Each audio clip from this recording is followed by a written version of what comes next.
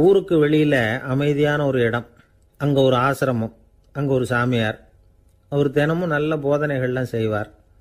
பல பேர் போய் அங்கேயே சில நாள் தங்கி இருந்து அவர் சொல்கிற அறிவுரைகளை எல்லாம் கேட்டுக்கிட்டு வர்றது வழக்கம். ஒரு தடவை அவரை பார்த்துட்டு போகிறதுக்காக 3 வெளியூர் தம்பதிகள் வந்தாங்களாம். அந்த மடத்திலேயே சாப்பிட்டுக்கிட்டு தங்கி இருந்து அவங்களுடைய போதனைகளை கேட்டுக்கிட்டு போகணுங்கிறது அவங்க நோக்கம். காலையில் குளிச்சுட்டு பூஜையில் உட்காந்தார் அந்த சுவாமி. இவங்களும் குளிச்சுட்டு அந்த பூஜையை பார்க்கறதுக்காக அவர் முன்னாடி வந்து உட்காந்தாங்க. பூஜை ஆரம்பமாச்சு. சம்பிரதாயப்படி அது ரொம்ப நேரம் நடந்துக்கிட்டே இருக்குது. இவங்களுக்கு நல்ல பசி இருந்தாலும் இந்த நேரத்தில் அதை எப்படி வெளியில் காட்டிக்கிறது? பேசாமல் இருந்தாங்க. அந்த சுவாமி பூஜையை முடித்தார். அதுக்கப்புறம் பேச ஆரம்பித்தார். பேச்சு அருமையாக தான் இருந்தது, அமிர்தமாக தான் இருந்தது. இருந்தாலும் இவங்களுக்கு இருக்கிற வயிற்று பசி அது சரியாக கவனிக்க விடலை. அந்த சுவாமியே இதை கவனிச்சதா தெரியல. இவங்களுக்கு மனசுக்குள்ள ஒரு எண்ணம், உள்ளே சாப்பாடு தயாராகிட்டு இருக்கும் போல இருக்கு, இந்த பேச்சு முடிஞ்சது நம்மளை உள்ளே அழைச்சிட்டு போய் சாப்பாடு போடுவாங்கன்னு நினைக்கிறோம் அப்படின்னு இவங்களாம் நினச்சிக்கிட்டாங்க. ஆனால் சுவாமி இதை பற்றி எதுவுமே பேசலை, கண்டுக்கலை. ஒரு அம்மாவால் அதுக்கு மேலே சும்மா இருக்க முடியுமா? முடியல. சாப்பாட்டை கவனிக்கலாமா அப்படின்னு சொல்லி மெதுவாக ஆரம்பித்தாங்க. ஓ கவனிக்கலாமே அப்படின்னு உள்ளே அழைச்சிட்டு போனார் சுவாமி. இவங்க ரொம்ப அவசரமாக எழுந்திருச்சு உள்ளே ஓடினாங்க. அங்கே ஒரு மேஜை மேலே ஒரு கிண்ணம் மூடி இருந்தது. ஓ இதுதான் சாப்பாட்டு மேஜை போல இருக்கு, இங்கே சாப்பாடு வந்துடும் அப்படின்னு நினச்சாங்க. உடனே போய் சுற்றி உட்காந்துக்கிட்டாங்க. சுவாமி அந்த கிண்ணத்தை எடுத்து அந்த அம்மா கிட்ட கொடுத்தார். அவங்க அதை வாங்கி மூடியை திறந்து பார்க்குறாங்க. உள்ளே ஒரு சாவி இருக்குது. ஓ சரிதான், இது சமையலறை சாவி போல இருக்கு, அங்கே போய் அதை திறந்து சாப்பாட்டை நாமே எடுத்துக்கிட்டு வந்து இங்கே வச்சுக்கிட்டு சாப்பிடணும் போல இருக்கு அப்படின்னு நினச்சாங்க.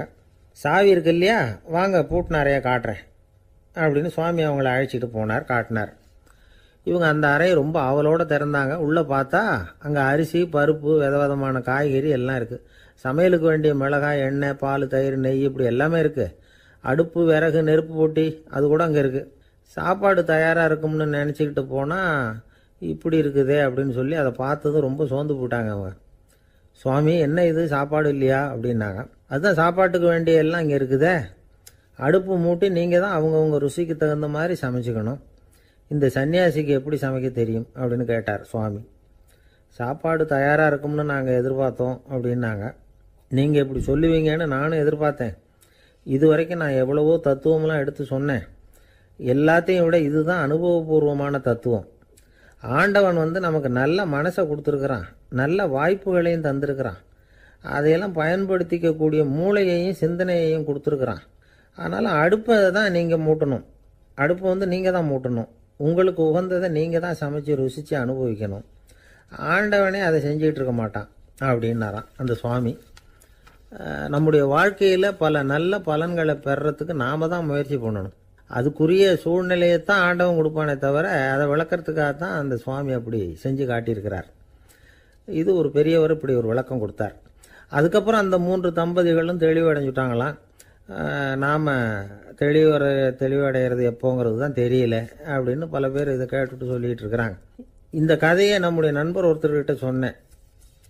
அந்த நண்பர் ரொம்ப சந்தோஷப்பட்டார். நீங்கள் சொல்கிறது கரெக்டு சார், ஆனால் நான் அதை விட ஒரு படி மேலே சார்.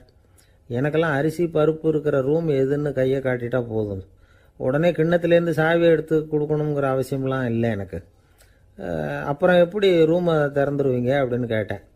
பூட்டை உடைச்சி திறந்துருவேன், அதுதான் எனக்கு பழக்கம் அப்படிங்கிறார். ஒரு நாள் ஒரு தகப்பனார் தன்னுடைய பிள்ளையை அழைச்சிட்டு வந்தார். சார் இவன் சரியாக படிக்க மாட்டேங்கிறான், பெரியவங்களை மதிக்க மாட்டேங்கிறான், நீங்கள் கொஞ்ச நாள் இவனுக்கு குருவாக இருந்து நல்ல விஷயங்களை சொல்லி கொடுத்தா தேவையில்லைன்னார். பெரியவங்களையே மதிக்காதவன் எப்படி என்ன மதிக்க போகிறான் அப்படிங்கிறது நமக்கு யோசனை வரும் இல்லையா? வேணாங்க என்னை விட்டுருங்க அப்படின்னோம். அவர் விட மாட்டேன்னு விட்டார். இல்லைன்னா அவரே சிஷ்யன் ஆகிடுவார் போல இருந்தது. சரி வேறு வழி இல்லாமல் அந்த பையனையே என்னுடைய சீடனை ஏற்றுக்கிட்டு உபதேசமெல்லாம் பண்ண ஆரம்பித்தோம். அதாவது குரு பக்தின்னா அது எப்படி இருக்கணுங்கிறத பற்றி சொல்லி கொடுத்தோம் அவனுக்கு. சதமகர் அப்படின்னு ஒரு குரு இருந்தார். அவருக்கு ஒரு சீடர். அவன் பேர் துளசி சைதன்யன், நைஷ்டிக பிரம்மச்சாரி. தன்னுடைய குருவுக்கு எந்த நேரத்தில் எது தேவைங்கிறத புரிஞ்சுக்கிட்டு சேவை செய்கிறவன். ஆனால் இவனை பற்றி மற்ற சீடர்களுக்கு பொறாமை வந்துட்டுது. இவன் மட்டும் இப்படி இருக்கானேன்னு உடனே குருக்கிட்ட போய் கோல் மூட்டினாங்க. அவன் சரியில்லை, அவன் நடந்துக்கிறது சரியில்லை, அப்படி இப்படின்னு எதையாவது சொல்லி.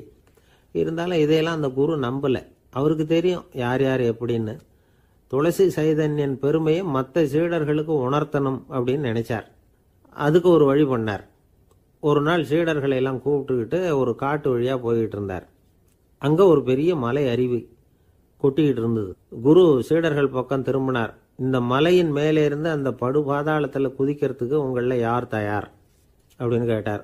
ஒரு சீடனும் ஆய திறக்கலை, ஒதுங்கி நின்றுக்கிட்டாங்க. பின்னாடி மூட்டை முடிச்சோடு வந்துக்கிட்டு இருந்தான் துளசி சைதன்யன். அவனை பார்த்தார். தப்பாருப்பா, நீ மேலே இருந்து அந்த அருவியில் குதி அப்படின்னார்.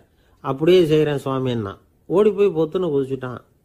அடுத்த கணமே குருநாதர் தன்னுடைய யோக சக்தியால் பறந்து போய் அவன் கீழே விழுந்துடாமல் தாங்கி பிடிச்சி கொண்டுகிட்டு வந்துட்டார். மற்ற சீடர்களுக்கெல்லாம் ஒரு மாதிரி ஆயிட்டுது. அடுத்தபடியாக என்ன பண்ணலாம்னு யோசிச்சாங்க இவனை மாட்டி விடுறதுக்கு.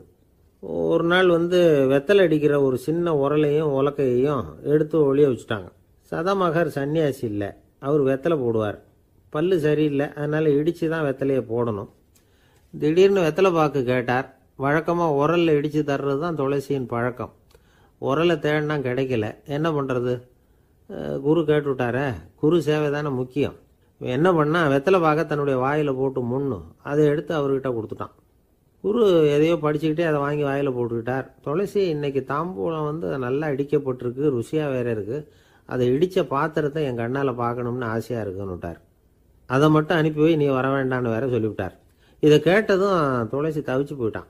இவன் போகாமல் எப்படி வாயை மட்டும் அனுப்பி வைக்க முடியும்? இவன் தவிக்கிறத பார்த்ததும் மற்ற சீடர்களுக்கெல்லாம் மனசுக்குள்ளே ரொம்ப சந்தோஷம்.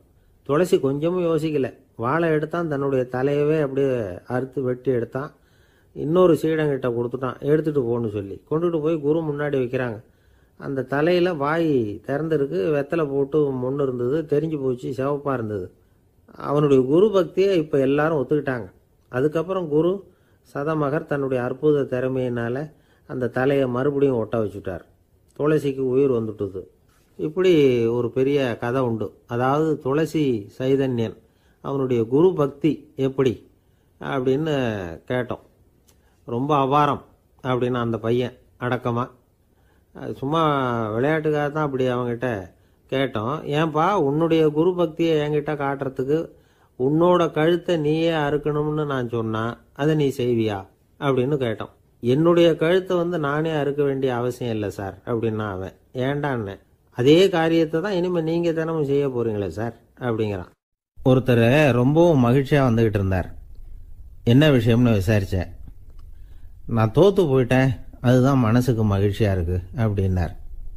எனக்கு இது ரொம்ப ஆச்சரியமாக போச்சு. இந்த உலகத்தில் தோற்று போகிறவங்க யாரும் மகிழ்ச்சியாக இருக்கிறது இல்லை. அப்படி இருக்கிறப்ப இவர் இப்படி சொல்கிறாரே, எங்கே தோற்று போனீங்கன்னு கேட்டேன். அதுக்கப்புறம் தான் அவர் விவரமாக சொன்னார். என்னோட 5 வயசு குழந்தையோட நான் விளையாடிக்கிட்டு இருந்தேன். அந்த விளையாட்டில் என் குழந்தை ஜெயிச்சு விட்டுது, நான் தோற்று போயிட்டேன் அப்படின்னார் ரொம்ப உற்சாகமாக. நான் யோசித்து பார்த்தேன். அதாவது நாம் சின்ன குழந்தையா இருக்கிறப்போ எந்த விளையாட்டில் கலந்துக்கிட்டாலும் அதில் நாம தான் ஜெயிக்கணும்னு ஒரு வெறி நமக்குள்ளே இருக்கும். நம்மளை எதிர்த்து விளையாடுறவர் நல்லவரா கெட்டவரா, பெரியவரா சின்னவரா அப்படிங்கிறதெல்லாம் முக்கியம் கிடையாது. அவர் தோற்று போகணும், நாம் ஜெயிக்கணும், அதுதான் முக்கியம். எதிரியை சந்தோஷப்படுத்த விளையாடுகிற கலை அப்போ நமக்கு தெரியறதில்ல. வாழ்க்கையில் ஒரு பக்குவம் வந்ததுக்கு அப்புறம் வெற்றி பெறணுங்கிற மன அழுத்தம் போயிடுது. போட்டியில் ஜெயிக்கணுங்கிறத விட குழந்தையை சந்தோஷப்படுத்தணுங்கிறது முக்கியமாக போச்சு. ஜெயிக்கணுங்கிற வெறி ஓடி போட்டுது. ஒரு குழந்தையா இருந்தப்போ நம்ம வளர்ச்சிக்கு உதவிய வெறி பெரியவனானதுக்கு பிறகு நமக்கு எதிரியாக மாறுது. அதை சரியான சமயத்தில் நாம் புரிஞ்சுக்கிட்டோம்னா போதும், நாம் பொழைச்சிக்கலாம். ஒவ்வொரு மனுஷனுமே வாழ்க்கையோட அடுத்த கட்ட வளர்ச்சியில் அடி எடுத்து வைக்கிற நேரத்தில் தன்கிட்ட இருந்து ஏதோ ஒரு குணத்தை அல்லது தன் குணம் இருந்த ஏதோ ஒரு உறவை நாம் இழக்கத்தான் வேண்டியிருக்குது. ஒரு கட்டம் வரைக்கும் உதவியாக இருந்த குணம் அடுத்த கட்டத்துக்கு தடையாக கூட மாறிடலாம். இந்த பரிமாண மாற்றத்துக்கு உள்ளாகிற ஒவ்வொருத்தரும் பிரத்யட்சமாக இதை உணர்றாங்க. ஆனால் பல பேர் எப்படின்னா பழசை திறந்துவிட்டு புதிய கொள்கைகளை உருவாக்கிக்கிறதுக்கு இஷ்டம் இல்லாமல் இருந்துடுறாங்க, அல்லது அப்படி செய்ய முடியாமல் தவிக்கிறாங்க. இதையெல்லாம் மீறி அந்த பழசை திறந்துட்டா அதை இழந்ததால் உண்டாகிற மன அழுத்தம் சில காலத்துக்கு வருத்திக்கிட்டு தான் இருக்கும், வேற வழி இல்லை. ஆரோக்கியமான ஒரு முன்னேற்றத்துக்காக அந்த மன அழுத்தத்தை தாங்கிக்கத்தான் வேணும் அப்படிங்கிறாரு அந்த உலக புகழ்பெற்ற மேதை ஒருத்தர், இந்த ஸ்காட் பெக் அப்படிங்கிறவர். பிறந்த நாள் முதல் இதுதான் சரி அப்படின்னு கற்பிக்கப்பட்டு வந்த ஒவ்வொரு தத்துவத்தையும் தங்களுடைய வளர்ச்சிக்கு தகுந்த மாதிரி மாற்றி அர்த்தப்படுத்தி கொள்ள முடியாமல் வாழ்க்கை சூழல்ல அப்படியே அரைப்பட்டு தூளாகிறவர்கள் தான் ரொம்ப தவிக்கிறாங்களாம். இதுதான் அவருடைய கருத்து. பெரும்பாலும் மனிதர்களுடைய நடுத்தர வயசுல, அதாவது 30 தாண்டுகிற சமயத்துல தான் இந்த தவிப்பு உண்டாவதுதான். இதை தான் மேற்கத்திய நாடுகளில் அடிக்கடி மிட் லைஃப் கிரைசிஸ் அப்படின்னு சொல்றாங்க. அப்பப்போ பழசையெல்லாம் தொலைச்சி விட்டு புதுசு புதுசா பிறக்கிறதுக்கு கத்துக்கணும். ஒவ்வொரு நிமிஷத்தையும் அந்த நிமிஷத்துக்கு ஏற்ற சித்தாந்தம் கொண்டவர்களாக சந்திப்போம் அப்படிங்கிறார் அந்த உளவியல் நிபுணர். இப்படி பழகிக்கிட்டா வாழ்க்கை இன்பமயம், இல்லைன்னா தவிப்பு மயம்தான். பழசை தொலைக்க முடியாதவர்களில் எத்தனையோ பேர் உண்டு, எத்தனையோ ரகம் உண்டு. அதில் வேடிக்கையான நண்பர்களும் உண்டு. ஒருத்தர் நண்பர் வீட்டுக்கு போனார். அவர் ஏதோ இனிப்பு பலகாரம் கொடுத்து சாப்பிட சொல்லியிருக்கிறாங்க அவங்க வீட்டில். இவர் சாப்பிட்டு பார்த்துட்டு சொன்னாராம், சார் 6 மாதத்துக்கு முன்னாடி ஒரு தடவை இங்கே வந்தேன், அப்போது ஒரு இனிப்பு பலகாரம் கொடுத்தீங்க, அது இதை விட நல்லா இருந்தது சார் அப்படின்னாராம். அப்போ செஞ்ச அதே இனிப்பு பலகாரம் தான் சார் இதுவும் அப்படின்னாராம் அவர். இயேசுநாதர்கிட்ட ஒருத்தர் கேட்டாராம், இயேசுவே என்னை எவ்வளவு நேசிக்கிறீர்கள் அப்படின்னு. அவர் தன்னுடைய 2 கைகளையும் அகல விரித்து இவ்வளவு என்று சொல்லி சிலுவையில் உயிர் நீத்தார் அப்படின்னு சொல்லுவாங்க. அதாவது அந்த நேசிப்புக்கு எல்லை கிடையாது, அதே போல மன்னிப்புக்கும் எல்லை கிடையாது. இது இயேசுநாதர் சொல்லி கொடுத்த ஒரு பாடம். இயேசுனுடைய சீடர்கள்ல ஒருத்தன் பீட்டர், அவன் ஒரு நாள் இயேசுநாதர்கிட்ட கேட்டிருக்கான், இயேசுவே நான் என்னுடைய தம்பி கிட்ட அடிக்கடி சண்டை போட்டுக்கிட்டு இருக்கிறேன், என்னுடைய சகோதரன் கூட, அவனை நான் எத்தனை தடவை மன்னிக்கிறது? ஏற்கனவே 7 தடவை அவனை மன்னிச்சுட்டேன் அப்படின்னு சொல்லியிருக்கிறான். அப்போ இயேசு சொன்னாராம், மன்னிக்கிறதுக்கு எத்தனை தடவைங்கிற கணக்கெல்லாம் கிடையாது. எத்தனை தடவை உன்னுடைய சகோதரன் உன்னை கோபப்படுத்துகிறானோ அத்தனை தடவை நீ மன்னிக்கிறதுக்கும் தயாரா இருக்கணும், அதுதான் அப்படின்னு சொன்னாராம். அப்போ இவனுக்கு ஒன்றும் புரியல, இது என்ன அவன் தப்பு பண்ணிக்கிட்டே இருப்பான், நாம மன்னிச்சுக்கிட்டே இருக்கிறதா அப்படிங்கிறது மாதிரி குழப்பமா இருந்திருக்கிறான். அப்போ இயேசுநாதர் தன்னுடைய சீடன் பீட்டர்கிட்ட ஒரு கதை சொன்னாராம். அந்த கதை இன்றைக்கு நாம எல்லாரும் சிந்தித்து பார்க்க வேண்டிய ஒரு கதை. அதாவது மன்னிப்பை விரும்புகிறவர்கள் மன்னிக்கவும் தயாராக இருக்க வேண்டும் அப்படிங்கிறது தான் அந்த கதையினுடைய தத்துவம். அந்த இயேசுநாதர் சொன்ன கதை என்னன்னா, ஒரு மன்னர் இருந்தார். அவர் ஒரு நாள் அரண்மனையில் உட்காந்து கணக்கு வழக்குகள்லாம் பார்த்துக்கிட்டு இருந்தார். நம்ம அரண்மனையிலேருந்து யார் யார் அரசாங்க கடன் வாங்கியிருக்கிறாங்க, யார் யார் திருப்பி செலுத்தி இருக்கிறாங்க அப்படிங்கிற விவரத்தையெல்லாம் பார்த்துக்கிட்டு இருந்தார். அப்போதான் புரிஞ்சுது, அந்த அரண்மனையில் வேலை செய்கிற ஒருத்தனே அரசாங்க கடன் ஒரு வாங்கியிருக்கிறான். எவ்வளவு? 10,000 பொற்காசுகள் வாங்கியிருக்கான் கடன். இந்த 10,000 பொற்காசுகளை திருப்பி செலுத்தலை அரசாங்கத்துக்கு. இது மன்னர் கவனத்துக்கு வந்தது. உடனே நம்ம அரண்மனையில் இருக்கிறவனே அரசு கடன் வாங்கி திருப்பி செலுத்தாமல் இருக்கான், அவனை கூப்பிட்டு வாங்கன்னு சொல்லி கூப்பிட்டுட்டு வந்தாங்களாம். விசாரிச்சிருக்கிறாங்க, என்னப்பா நீ எவ்வளவு ஒன்று? ஆமாங்க 10,000 பொற்காசுகள் வாங்கியிருக்கிறேன், இன்னும் திருப்பி கட்டலைன்னு இருக்கான். உடனே அவர் மன்னர் சொல்லியிருக்கிறாரு, நம்ம சட்டத்திட்டப்படி நீ உடனே பணத்தை திருப்பி கட்டிடு. அப்படி உன்னால கட்ட முடியலன்னா உன்னுடைய வீடு வாசல் சொத்து சுகம் எல்லாத்தையும் விற்று அந்த பணத்தை அரசு கருவூலத்தில் சேர்த்துக்கிறதுக்கு நானே ஏற்பாடு பண்ணிடுறேன் அப்படின்னு அந்த மன்னர் சொன்னாராம். இவன் அப்படியே அதிர்ச்சி ஆயிட்டான், அப்படியே பொத்துன்னு காலில் விழுந்தானா. மன்னா என்னை மன்னிச்சுங்க, என்னால் முடியல, எனக்கு மன்னிப்பு கொடுங்க அப்படின்னு இருக்கான். உடனே அவர் எழுந்திரிச்சு, சரி நீ மன்னிப்பு கேட்டுவிட்ட, அதனால உன்னை மன்னிக்கிறேன், நீ பணம் கட்ட வேண்டாம் அப்படின்னு சொல்லி அந்த மன்னர் அவனை விட்டுட்டாராம். பணத்தையும் தள்ளுபடி கொண்டார், நீ திருப்பி கட்ட வேண்டான்னு. இவனுக்கு ரொம்ப மகிழ்ச்சி, அதனால ரொம்ப உல்லாசமா வந்துகிட்டு இருக்கிறான். தெருவில் வந்துகிட்டு இருக்கிறப்ப இவங்கிட்ட கடன் வாங்கின ஒருத்தன் எதுக்கு வந்துகிட்டு இருக்கான். அவன் இவங்கிட்ட ஒரு 100 பொற்காசுகள் கடன் வாங்கியிருக்கான். அவன் வந்தான், இவன் போய் அவன் சாட்டையை பிடிச்சிக்கிட்டான், நீ எப்படா என் கடனை திருப்பி கொடுக்க போறேன்னு. அவன் இப்போ முடியல, கொஞ்சம் பொறுத்துக்கா, அப்புறம் தரேன் இருக்கான். அதெல்லாம் முடியாது, நீ கொடுத்து தான் ஆகணும் அப்படின்னு இவன் புடிவமாக சொல்றான். இப்போ நிலைமையை பாருங்க, இவன் ஏற்கனவே 10,000 பொற்காசுகள் அரசாங்கத்தில் கடன் வாங்கினா அதுக்கு மன்னிச்சு விட்டுட்டார் இவனை. ஆனால் இவன் இன்னொருத்தனை மன்னிக்கிறதுக்கு தயாரா இல்லை. இவங்கிட்ட கடன் வாங்கின இன்னொருத்தன் 10 பொற்காசுகள், அவனை மன்னிக்க தயாரா இல்லை. அவனை கொண்டு போய் நீதிமன்றத்தில் கொண்டு போய் நிறுத்தி தண்டனை வாங்கி கொடுத்துட்டான். நீதிபதி என்ன சொன்னார், அந்த இவன் வாங்கின பொற்காசுகளை திருப்பி கட்டுற வரைக்கும் ஜெயிலில் இருக்கணுங்கிறது தீர்ப்பு. ஆனால் உடனே அரசர் காதில் விழுந்தது. சொல்லிட்டாங்க, உங்ககிட்ட மன்னிப்பு வாங்கிட்டு போனானே ஒருத்தன், அவன் இன்னொருத்தனை மன்னிக்கிறதுக்கு தயாரா இல்லை, அவனை கொண்டு போய் ஜெயிலில் அடைச்சுட்டான் அப்படின்னு. உடனே மன்னர் பார்த்தார், இவனை மறுபடியும் கூப்பிட்டு வர சொன்னார். ஜபாரப்பா, நான் உன்னை மன்னிச்சு விட்டேன், ஆனால் நீ இன்னொருத்தனை மன்னிக்கிறதுக்கு தயாராக இல்லை. அதனால் என்னுடைய தீர்ப்பையும் மாத்துறேன், நீயும் அரசு கடன் தீர்ற வரைக்கும் ஜெயிலில் தான் இருக்கணும் அப்படின்னு சொல்லி ஜெயிலுக்கு அனுப்பிச்சிட்டாராம். இப்படி ஒரு கதையை இயேசுநாதர் தன்னுடைய சீடருக்கு சொன்னதாக ஒரு வரலாறு. அது என்ன, அதுலேருந்து நாம் புரிந்து கொள்ள வேண்டியதுன்னா, நாம் மன்னிக்கப்படணும்னு நாம் விரும்புகிறோம்னா நாம் இன்னொருத்தரை மன்னிக்கிறதுக்கு தயாராக இருக்கணும். அதனால் நாம் இன்னொருத்தரை யாரையும் மன்னிக்க மாட்டோம், ஆனால் என்ன இன்னொருத்தர் மன்னிக்கணும் அப்படிங்கிறது மாதிரி செய்யக்கூடாதுன்னு சொல்லுவாங்க. அது மாதிரி நாம் இப்போ இது தப்பாக புரிஞ்சுக்கிறவங்களும் இருக்கிறாங்க. பாவம் மன்னிப்புங்கிறதுலாம் எதுக்குன்னா, அதாவது மறுபடியும் பாவம் செய்யாமல் இருக்கிறதுக்காக தான். அதான் மன்னிக்கிறாரே அப்படிங்கிறதுக்காக மறுபடியும் பாவம் பண்ணிட்டு இருக்கிறது இல்லை. அதான் ஒருத்தர் கேட்டாராம், பாவத்திலேருந்து மன்னிப்பு கிடைக்கணும்னா நீ என்ன செய்யணும் அப்படின்னு கேட்டிருக்காரு. அதுக்கு அவன் சொல்லியிருக்கிறான், நான் முதல்ல பாவம் செய்யணும், அப்போ தானே மன்னிப்பு கிடைக்கும் அப்படின்னு நானாம்.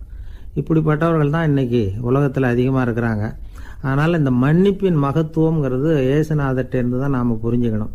அந்த இயேசு சொன்ன அந்த மன்னிக்கிற மனோபாவம் இருந்தால் இன்னைக்கு உலகம் பூராவும் அமைதி பூங்காவாக இருக்கும். அதில் ஒன்றும் ஆச்சரியமே இல்லை, அதில் ஒன்றும் சந்தேகமும் இல்லை. அதனால் மன்னிக்கிற மனோபாவத்தை நாம் எல்லாரும் நமக்குள்ளே வளர்த்து கொள்ள வேண்டும். அப்படிங்கிறது தான் நாம் இன்றைக்கு எல்லோரும் சிந்தித்து பார்க்க வேண்டிய ஒரு செய்தி. ஒரு வயசான அம்மா தெரு வழியாக போயிட்டு இருந்தாங்க. அவங்க கையில் எண்ணத்தையோ வச்சுக்கிட்டு அதை அடிக்கடி பார்த்துக்கிட்டே இருந்தாங்க. ஒருத்தன் மெதுவாக அவங்கக்கிட்ட போய் கையில் இருக்கிறது என்ன அப்படின்னு எட்டி பார்த்தா அவங்க கையில் 4 பல்லு இருந்துதான். இவன் ஆச்சரியமாக அந்த அம்மாவை பார்த்தான். ஏம்மா, உனக்கு என்ன பைத்தியமா, ஏது இந்த பல்லு, இதை என்னத்துக்காக கையில் வச்சுக்கிட்டு அலைஞ்சிக்கிட்டு இருக்கிற அப்படின்னு கேட்டிருக்கான். அதுக்கு அந்த அம்மா விவரம் சொல்ல ஆரம்பித்தாங்களாம். இதை பாருப்பா, எனக்கு ஒரு மகன் இருந்தான், அவனை ரொம்ப செல்லமாக வளர்த்தேன். அவனை தரையிலேயே நடக்க விடுறதில்ல, எப்பவும் தூக்கி வச்சுக்கிட்டு இருப்பேன். அவன் நல்லா பெரியவனாகி பள்ளிக்கூடம் போகிறப்ப கூட அவன் புஸ்தக மூட்டையை நான் தான் சுமந்துக்கிட்டு போவேன். பார்க்குறவங்க கூட கேலி பண்ணுவாங்க, ஏம்மா படிக்க போகிறது நீயா உன் பிள்ளையான்னு கேட்பாங்க. அவன் இன்னைக்கு எவ்வளவோ பெரிய மனுஷன் ஆகிட்டான், வெளிநாட்டில் பெரிய உத்தியோகத்தில் இருக்கான். சமீபத்தில் இங்கே வந்துட்டு போனான். ஒரு நாள் ஏதோ கோபத்தில் என்ன அரைஞ்சுட்டான். அப்போ இந்த 4 பல்லும் கீழே விழுந்துட்டுது. இன்னமும் கூட விழுந்திருக்கும், ஆனால் பல்லு தான் இல்லை. என் புள்ள அரைஞ்சதுனால விழுந்த பல்லு இல்லையா அது, அதனால் இதை எப்பவும் என் கையிலேயே வச்சுக்கிட்டு ஆசையோடு பார்த்துக்கிட்டு இருக்கிறேன். அவன் தான் வெளிநாட்டுக்கு போட்டான், அவனை பார்க்க முடியாத ஏக்கத்தை நான் இந்த பல்லை பார்த்து போக்கிக்கிறேன் அப்படின்னு நாங்களாம் அந்த அம்மா. இந்த கதை எதுக்காகன்னா, தாய் அன்பு அப்படிங்கிறது எப்படிப்பட்டதுங்கிறத புரிஞ்சுக்கிறதுக்காக. கல்யாணம் ஆனதுக்கு அப்புறம் தாயை மறந்து விடுறவங்க எத்தனை பேர் இந்த உலகத்தில், அவங்க காதில் வேணுங்கிறதுக்காக தான் இந்த தகவல். ஆனால் ஒரு விஷயம் மட்டும் நல்லா புரிஞ்சுக்கணும், தாயை மதிக்க தெரிஞ்சவங்க தான் இன்றைக்கி வாழ்க்கையில் எல்லா விதத்துலேயும் முன்னுக்கு வந்திருக்கிறாங்க. வேணும்னா விசாரித்து பார்த்துக்குங்க. இன்னொரு அம்மா இருந்தாங்க, அவங்க தினமும் ஒரு கோயிலுக்கு வருவாங்க. சாமியை பார்த்து, கடவுளே நான் இறந்து போனால் நரகத்துக்கு போகணும் அப்படின்னு வேண்டிக்குவாங்களாம். எல்லாரும் சொர்க்கத்துக்கு போகணும்னு தானே கடவுள்கிட்ட வேண்டிக்குவாங்க. இந்த அம்மா தினம் நான் நரகத்துக்கு போகணும் அப்படின்னு வேண்டிக்கிறாங்க.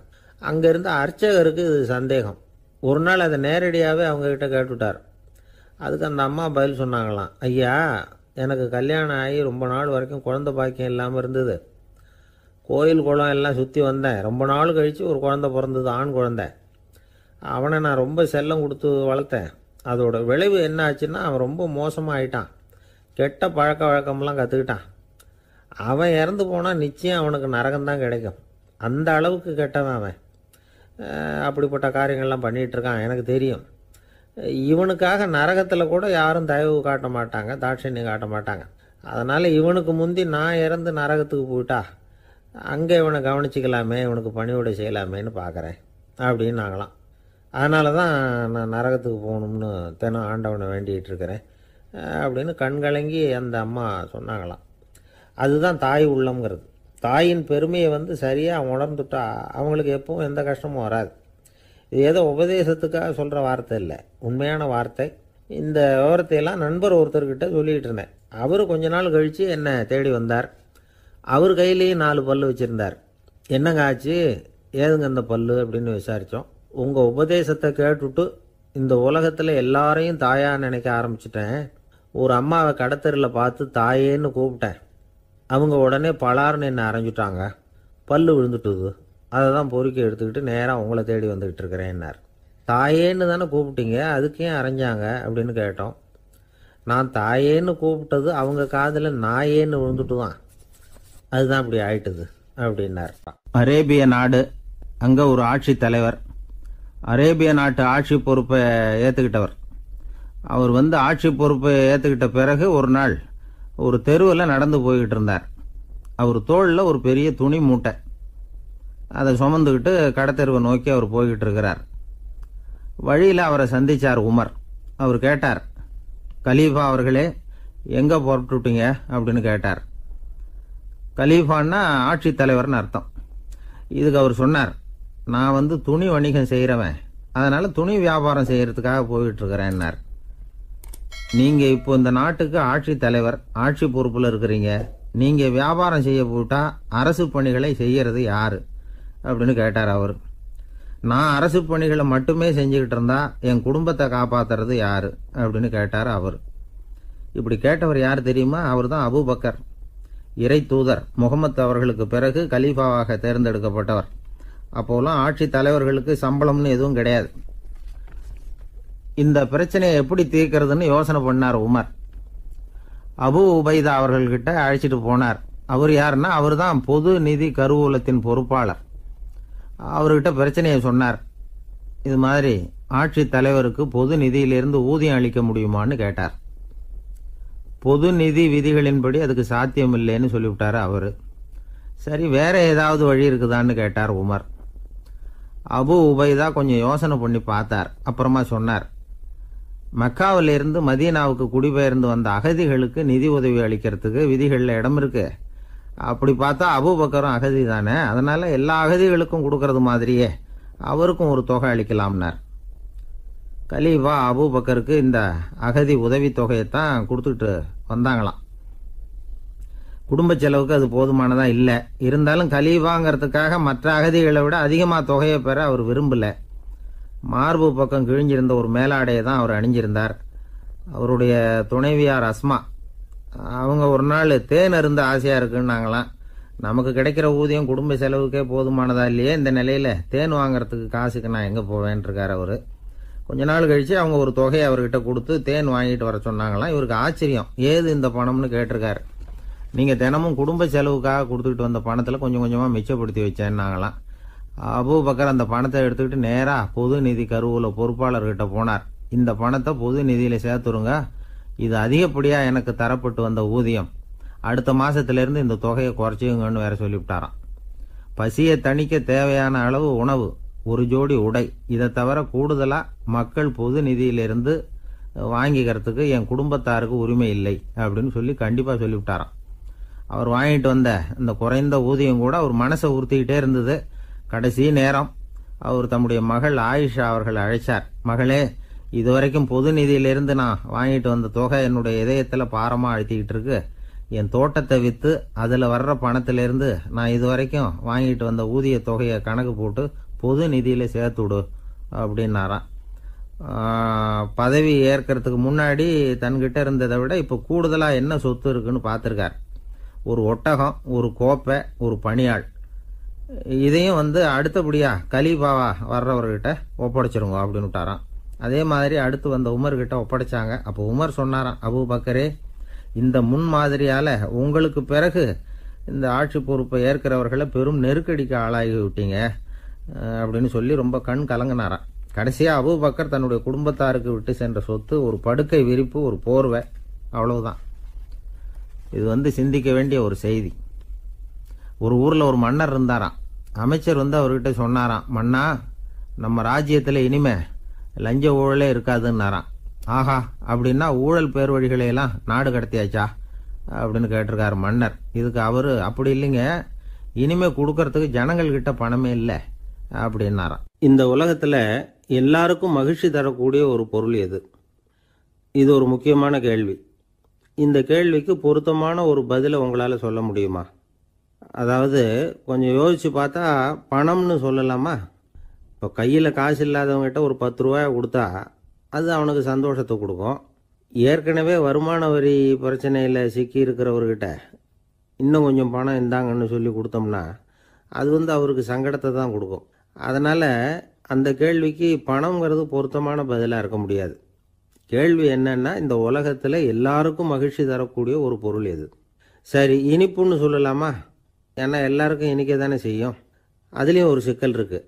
சர்க்கரை வியாதிக்காரங்களுக்கு அது என்ன சந்தோஷத்தையா கொடுக்கும்? ஆக எல்லாருக்கும் வேறுபாடு எதுவும் இல்லாமல் மகிழ்ச்சியை கொடுக்கக்கூடியது வேற ஏதோ ஒன்று இருக்குது. அது என்னன்னு கண்டுபிடிக்கணும். அதுதான் இன்றைக்கி தகவல். இப்போ அதை கண்டுபிடிக்கணும்னா இந்த கதையை கேட்கணும். அது என்ன கதைன்னா, ஒரு ஊரில் ஒரு ராஜா இருந்தார். அவருக்கும் இதே சந்தேகம் வந்துட்டுது. அதாவது எல்லாருக்கும் இன்பம் தரக்கூடிய பொருள் எது அப்படின்னு. இதுக்கு பதில் தெரிஞ்சுக்கிறதுக்கு ஆசைப்பட்டார். சரி, அதுக்கு என்ன செய்யலாம்னு யோசனை பண்ணார். நாட்டு மக்களுக்கு பகிரங்கமாக ஒரு அறிவிப்பு கொடுத்தார். நம்ம நாட்டு மக்கள் இன்பம் தரக்கூடிய பொருள் எதுன்னு நினைக்கிறாங்களோ அதை கொண்டுகிட்டு வந்து அரண்மனையில் உள்ள கண்காட்சி மண்டபத்தில் வைக்கலாம்.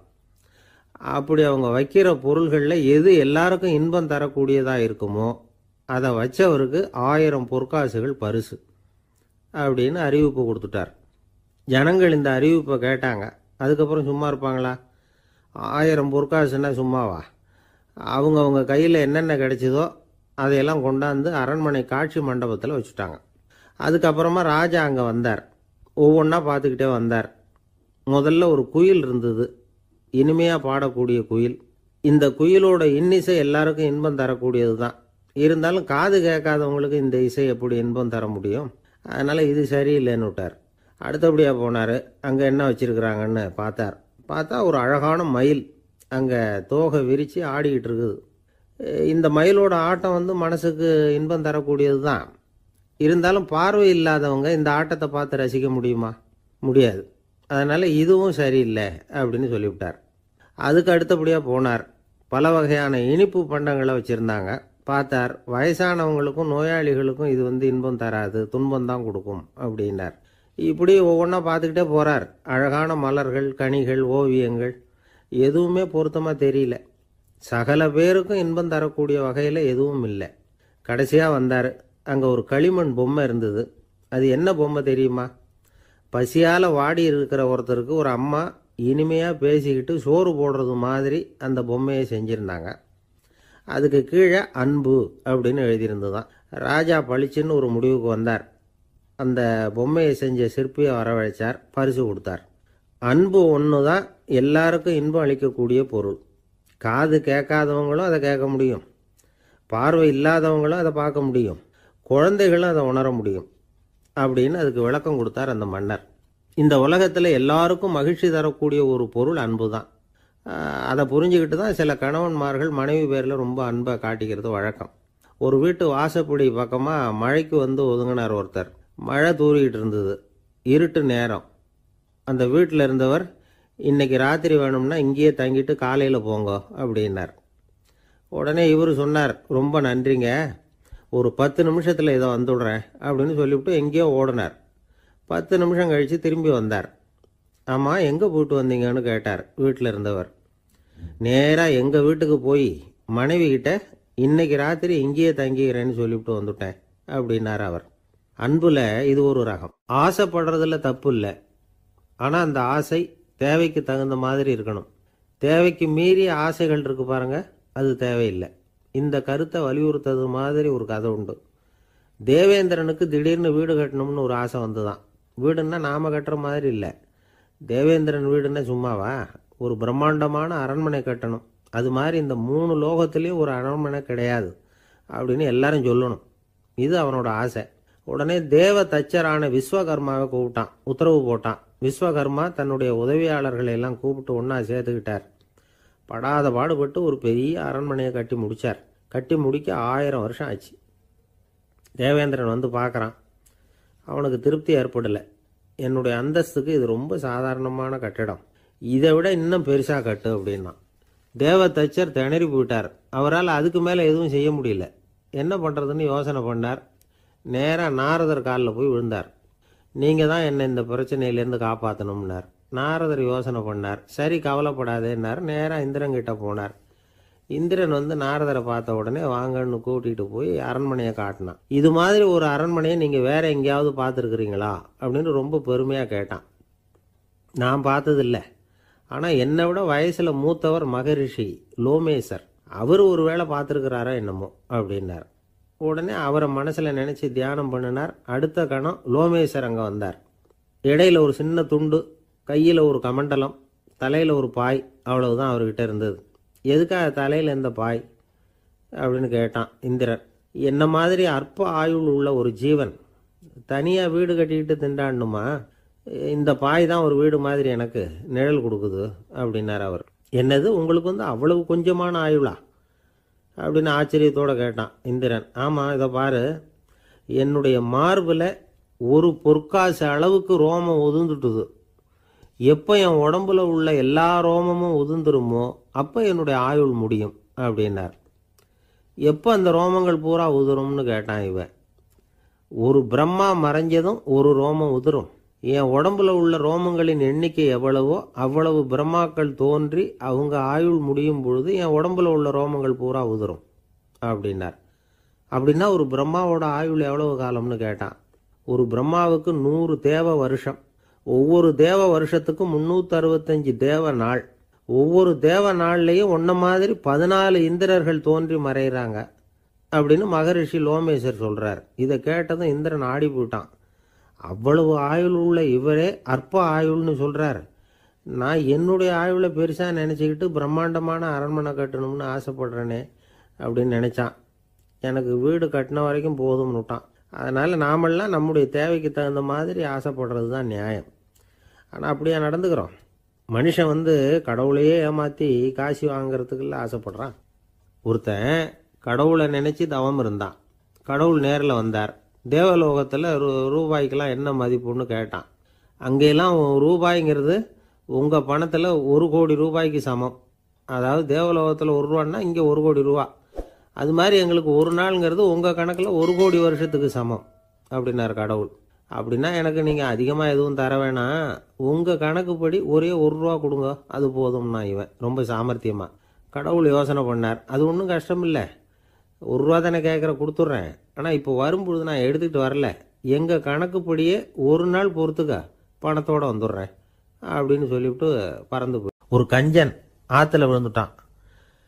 வெள்ளத்தில் தத்தளிச்சுக்கிட்டு இருக்கிறான். கரையில் நின்ன ஒருத்தர் உன் கையை கொண்டா இப்படி பிடிச்சி இழுத்து கரையில் சேர்த்து விடுறேன்னார். எதையும் கொடுத்து பழக்கம் இல்லாத அவன் கையையும் கொடுக்க மாட்டேன்னுட்டான். இவர் பார்த்தார். உன் கையை கொடுன்னு சொல்கிறதுக்கு பதிலாக நான் என் கையை கொடுக்குறேன் பிடிச்சிக்கோ அப்படின்னார். அவன் கப்புன்னு பிடிச்சிக்கிட்டான், இழுத்து கரையில் போட்டார். என்ன சார் உங்கள் பையன் என்ன செஞ்சுக்கிட்டு இருக்கிறான் இப்போ அப்படின்னு கேட்டார் ஒருத்தர். அடிக்கடி கண்ணாடி முன்னாடி நின்று அழகு பார்த்துக்கிட்டு இருக்கிறான் சார் அப்படின்னாரு அப்பா. இளம் பருவம் இப்படி தான் இருக்கும், அதையெல்லாம் சாதாரணமாக நினச்சிடாதீங்க அப்படின்னாரு அவர். என்ன சார் சொல்கிறீங்க, கண்ணாடி முன்னாடி நின்றுக்கிட்டு நேரத்தை வீணாக்கிக்கிட்டு இருக்கான், அதை ஒரு பெரிய விஷயமா நான் நினைக்கணுமா அப்படின்னாரு இவர். இளம் பருவத்தில் இளைஞர்களுக்கும் சின்ன பொண்ணுங்களுக்கும் அடிக்கடி கண்ணாடியில் பார்க்கணும்னு தோணும். அது வெறுமனே அழகு பார்க்கறது மட்டும் இல்லை, அவங்க தங்களையே தேடி கண்டுபிடிக்கிற ஒரு முயற்சி அது. இது ஒரு மனோதத்துவ விளைவு. இது வரைக்கும் சின்ன பிள்ளையா இருந்துட்டோம், இனிமேல் நாமளும் மற்றவங்க மாதிரி மனிதர்கள் தான் அப்படிங்கிற உணர்வு அவங்களுக்கு வருது. தங்களோட முகம் எப்படி இருக்குது, அழகு எப்படி இருக்குது, உடம்பு நேரம் எப்படி இருக்குது, முடி எப்படி இருக்குது அப்படிங்கிறதையெல்லாம் கண்டுபிடிக்கிறாங்க. அதுக்கப்புறம் இன்னொரு ஆணோ பொண்ணோ தன்னை கவனிக்கணும் அப்படின்னு நினைக்கிறாங்க. இதெல்லாம் மனோதத்துவ உண்மைகள், இதெல்லாம் இயற்கை. இதை பார்த்துட்டு பெற்றவங்க பிள்ளைங்க கெட்டு போட்டாங்க அப்படின்னு நினைக்கக்கூடாது, அவங்கள திட்டிக்கிட்டே இருக்கக்கூடாது. இன்னைக்கு பல குடும்பங்களில் இதுதான் நடந்துகிட்டு இருக்குது. மனுஷ வாழ்க்கையிலேயே இப்படியும் இல்லாத அப்படியும் இல்லாத ஒரு பருவம் இளம் பருவம். 13லேருந்து 19 வயசுக்கு உட்பட்ட ஆண்கள் பெண்கள் இந்த வகையை சேர்ந்தவங்க, டீனேஜ் குரூப். இவங்கள சின்னவங்கன்னு நினச்சிட முடியாது, பெரியவங்கன்னு நினச்சிட முடியாது. இவங்க ரொம்ப சென்சிட்டிவ். சமூகம் நினச்சா இவங்களை நல்லவங்களாகவும் ஆக்கலாம், கெட்டவங்களாகவும் ஆக்கலாம். கொஞ்சம் அக்கறை எடுத்துக்கிட்டால் பெரிய பெரிய மேதைகளையும் விஞ்ஞானிகளையும் உருவாக்கலாம். ஆனால் நடக்கிறது என்ன தெரியுமா, அநேகமாக இவங்களை யாருமே சரியாக புரிஞ்சுக்கிறது இல்லை, இவங்களை சரியாக நடத்துறதும் இல்லை. இது வரைக்கும் நாம் சொல்கிறத கேட்டுக்கிட்டு இருந்தான், இப்போல்லாம் அவன் இஷ்டத்துக்கு நடக்க ஆரம்பிச்சுட்டான் அப்படின்னு வருத்தப்படுற பெற்றோர்கள் அதிகம். இது வருத்தப்படுற விஷயம் இல்லை, சந்தோஷப்பட வேண்டிய விஷயம். உங்கள் புள்ள சொந்தமாக யோசிக்க ஆரம்பிக்கிறதும் நடந்துக்க ஆரம்பிக்கிறதும் ஒரு தப்பான விஷயமா? அவன் கடைசி வரைக்கும் உங்கள் பேச்சையே கேட்டுக்கிட்டு இருக்கணுங்கிறது என்ன நியாயம்? இன்னைக்கு இளைஞர்களை பெரியவங்க தப்பாக புரிஞ்சுக்கிட்டு தவறாக நடத்துறதுனால தான் அவங்களுக்கு வெறுப்பு, எரிச்சல், மனக்கசப்பு எல்லாம் உண்டாகுது. பெற்றவங்க சரியாக மதிக்கிறது இல்லை அப்படிங்கிற ஒரே காரணத்தினாலேயே வீணா போகிற பிள்ளைங்க இன்னைக்கு அதிகம். சரி, பெற்றவங்களுக்கு இன்றைக்கி என்ன தான் புத்தி சொல்ல வர்றீங்க அப்படின்னு கேட்குறீங்களா? நாம் எதையும் சொல்ல வரல. ஆனால் அது சம்பந்தமான சில நிபுணர்கள் சொல்லியிருக்கிறத உங்கள் காதில் போட்டு வைக்கலாம். அது என்னென்னா, பிள்ளைங்க கிட்ட அன்பு செலுத்துங்க. குழந்தையா இருந்தப்போ எவ்வளவு பாசமாக இருந்தீங்க, வளர வளர அதை ஏன் குறைச்சிக்கிறீங்க? பெற்றவங்களின் அன்பான வார்த்தைகளுக்கு ஏங்குறவங்க தான் இன்றைய இளைஞர்கள்.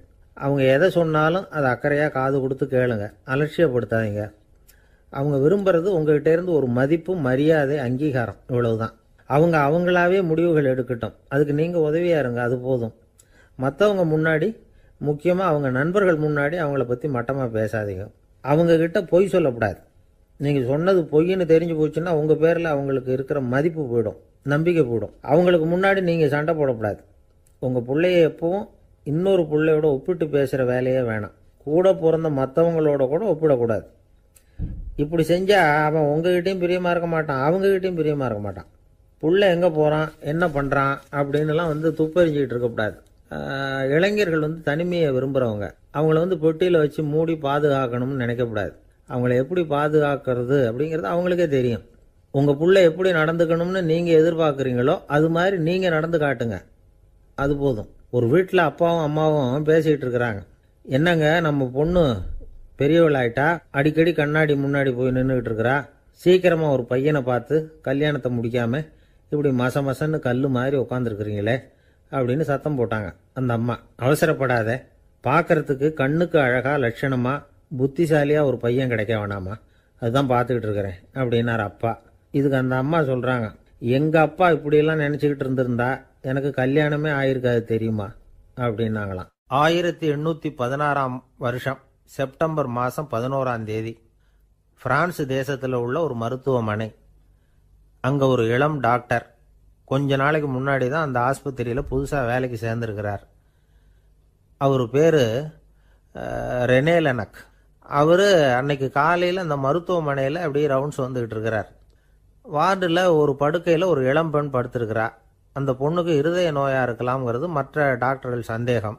அந்த காலத்துல எல்லாம் ஒருத்தருடைய இருதய துடிப்பை தெரிஞ்சுக்கணும்னா நோயாளியின் மார்பில் டாக்டர் காதை வச்சு பார்த்து தான் தெரிஞ்சுக்கிறது வழக்கம். ஆனால் இந்த பெண்ணும் இளம் பெண், அந்த டாக்டரும் புதுசாக சேர்ந்துருக்கிறவர். அதனால் பரிசோதனை பண்ண தயங்கினார். கொஞ்ச நேரம் யோசனை பண்ணார். திடீர்னு ஒரு ஞாபகம் வந்தது அவருக்கு. அதாவது அன்னைக்கு விடியற் காலையில் தோட்டத்தில் அப்படி வாக்கிங் போயிட்டு இருந்தப்போ சின்ன பசங்கள்லாம் ஒரு மரக்கட்டையை வச்சு விளையாடிக்கிட்டு இருந்தாங்களாம். அதை இவர் பார்த்துருக்கிறார்.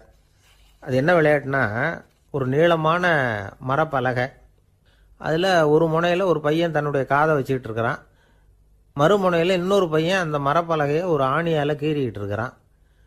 ஒரு முனையில் ஆணியால் கீறும் பொழுது மறுமுனையில் காதை வச்சிருக்கிற பையனுக்கு அந்த சத்தம் துல்லியமாக கேட்குது. அந்த டாக்டருக்கு காலையில் பார்த்த இந்த விளையாட்டு ஞாபகத்துக்கு வந்துட்டுது. உடனே என்ன பண்ணார் தெரியுமா? ஒரு நீளமான காகிதத்தை எடுத்தார். அதை அப்படியே உருளை மாதிரி உருட்டினார்.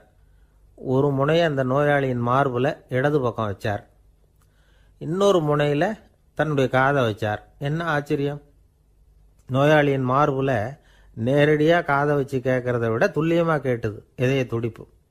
இதய துடிப்பு மட்டும் இல்லை, மூச்சு இழுத்து விடுறது, திரவ பொருள்களின் அசைவு, எல்லா சத்தமும் தெளிவாக கேட்குது. கிரேக்க மொழியில் ஸ்டெத்தாஸ் அப்படின்னா மார்பு, ஸ்கோப்பின் அப்படின்னா பார்ப்பதுன்னு அர்த்தம். அதனால் டாக்டர் ரெனே லெனக் தான் கண்டுபிடிச்ச கருவிக்கு ஸ்டெத்தஸ்கோப் அப்படின்னு பேர் வச்சார். அவரே முதல் மாடலையும் செஞ்சார். அளவு ரொம்ப பெருசாக இருந்தது, சுலபமாக எடுத்துகிட்டு போகிறது கஷ்டம், அது அவ்வளோ கஷ்டமாக இருந்தது அது. அதனால் அவரே அதை அப்புறம் 2 பிரிவாக தயார் பண்ணார். இது 2 துண்டையும் டாக்டர் தன்னோட கோட்டு பாக்கெட்டில் வச்சுக்கலாம், தேவைப்படுறப்ப எடுத்து ஒன்றா சேர்த்துக்கலாம். இப்படி தான் அவர் ஆரம்பத்தில் பண்ணார். தன்னுடைய இந்த கண்டுபிடிப்பை பற்றி அவர் ஒரு புத்தகம் எழுதினார். நிறைய விற்றுது, புகழும் பணமும் சேர்ந்தது. பணமும் புகழும் சேர்ந்தது மாதிரியே அவருக்கு ஒரு நோயும் சேர்ந்தது. அது என்ன நோயின்னு கண்டுபிடிக்கிறதுக்கும் அவர் கண்டுபிடிச்ச கருவி தான் உபயோகப்பட்டு தான். அவரே அதை கண்டுபிடிச்சார். அவருக்கு வந்திருந்தது காச நோய். 1826 வருஷம் ஆகஸ்ட் மாதம் 13 உலகத்தின் முதல் ஸ்டெதஸ்கோப்பை கண்டுபிடிச்ச டாக்டர் ரெனே லெனக் காலமானார். அவர் சாகிறதுக்கு முன்னாடி மரத்தால் செஞ்சு வச்சிருந்த ஸ்டெதஸ்கோப்பை தனக்கு வேண்டியப்பட்ட ஒரு டாக்டர்கிட்ட கொடுத்து, என்னுடைய சொத்துக்கள்லேயே ரொம்ப வசந்தது அப்படின்னு சொன்னாராம். அதுக்கப்புறம் 3 வெள்ளைக்காரங்க சேர்ந்து இந்த கருவியில் சில மாற்றங்களை பண்ணாங்க.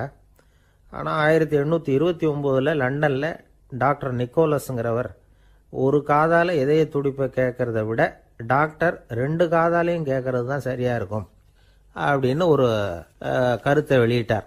அதுக்கப்புறம் ரொம்ப காலம் கழித்து 1852 ஜார்ஜ் காமான் அப்படிங்கிறவர் ரப்பர் டியூப்களை உபயோகப்படுத்தி 2 காதாலையும் கேட்குற மாதிரி ஒரு புதிய வடிவத்தை அதுக்கு கொடுத்தார். அதுக்கு பிறகு அது படிப்படியாக எவ்வளவோ மாற்றங்கள் இருந்தாலும் ஆரம்பத்தில் டாக்டர் ரெனேல் எனக்கு உருவாக்கின அடிப்படை மாடலை யாரும் மாற்றி அமைக்கலைங்கிறது தான் முக்கியமான விஷயம். நமக்கு தெரிஞ்ச ஒரு ஆஸ்பத்திரி, அதில் ஒரு நோயாளி, காலை நேரத்தில் நர்ஸு அந்த பக்கமாக போயிட்டு இருந்தாங்க. அதை பார்த்துட்டு ஒரு நர்ஸுன்னு கத்துறார். நர்ஸு அவசரமாக ஓடி வந்து என்ன விஷயம்னு கேட்டாங்க. சிஸ்டர் இங்கே பாருங்கள், உங்கள் டாக்டரை என் நெஞ்சில் ஒரு காதை வச்சு கேட்டுக்கிட்டு இருக்கிறார் அப்படின்னார் நோயாளி. சிஸ்டர் பதட்டப்படாமல், அதனால் என்ன, இந்த டாக்டர் பழமையான விஷயங்களில் ரொம்ப நம்பிக்கை உள்ளவர், அதனால் ஸ்டெத்தாஸ்கோப்பை உபயோகப்படுத்தாமல் காதை வச்சு கேட்குறார், அது ஒன்றும் தப்பு இல்லை அப்படின்னாங்களாம். ஐயோ அதுக்காக இல்லை சிஸ்டர், இவர் என் நெஞ்சு மேலே தலையை வச்சது நேற்று ராத்திரி 9 மணி, இப்போ விடிஞ்சு போச்சு, இன்னமும் தலையை எடுக்கவே இல்லை, அதுக்காக தான் சந்தேகப்பட்டு உங்களை கூப்பிடுறேன் அப்படின்னா. ரொம்ப நாளைக்கு அப்புறம் ஒரு நண்பரை பார்த்தேன்.